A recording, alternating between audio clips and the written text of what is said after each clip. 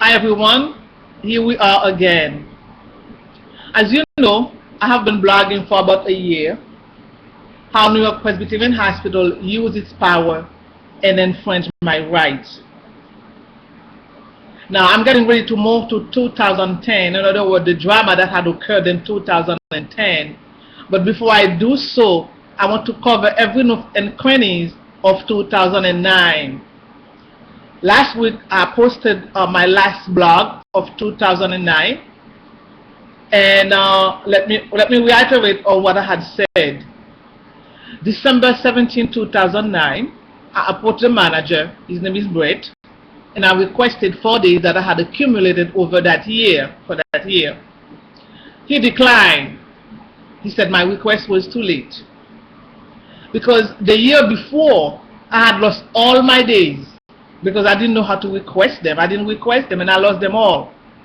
So I debated with him and he granted me 2 days out of the 4. Later on that day, I found out that another employee made the same request and hers was granted with no question asked. You know what? I don't sweat this small stuff. Christmas is one of my favorite holidays, and I'm like, you know what? I'm not gonna lose sleep over that. And I had a very Merry Christmas. But on January 12th of 2010, as I was taking the vital signs of a patient in room 238 bed A, he was watching CNN and he said, "Jeanette, are you from Haiti?" I said, "Yes." He said, "But there's an earthquake." I'm like, "What?" I turned around and there was a 7.0 magnitude that had struck Haiti. I was devastated. I came home that night, I didn't sleep. But based on the fact that I didn't lose any immediate family members, I went to work the next day. But I was still saddened by the tragedy. But that day, a float nurse by the name of Amanda Kwan was scheduled to work the unit. I was not working with her.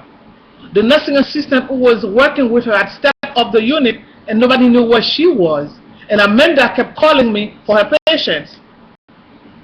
For some reason, she didn't like what I said or whatever gesture that I made. She reported it to the charge nurse. Her name is Elise. And Elise and another nurse, another bedside assistant by the name Erica, they coached her to complain to the manager, and they told her exactly what to say. I saw them with my own 2 eyes in the med room, and that's where they congregate. That's where they do all their tricks. So the manager was off the unit.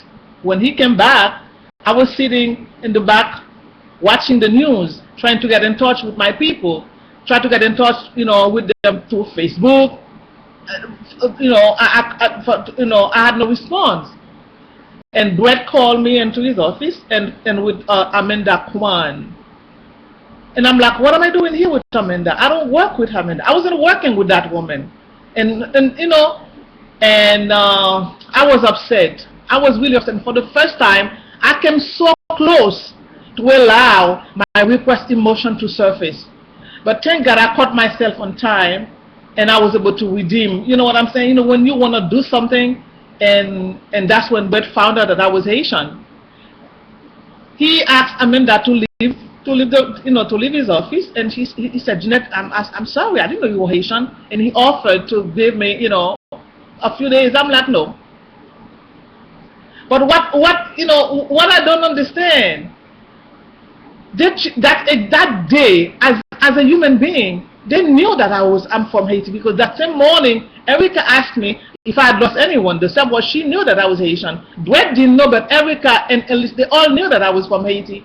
And they chose that day to assess my vulnerability.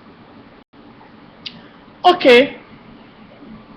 Thank God, Brett, like I said, Brett took a liking to me the first day we met. He knew what I'm capable of. And Amanda's, complaint had no merit. Even though she was coached by Elise and Erica, her complaint had no merit.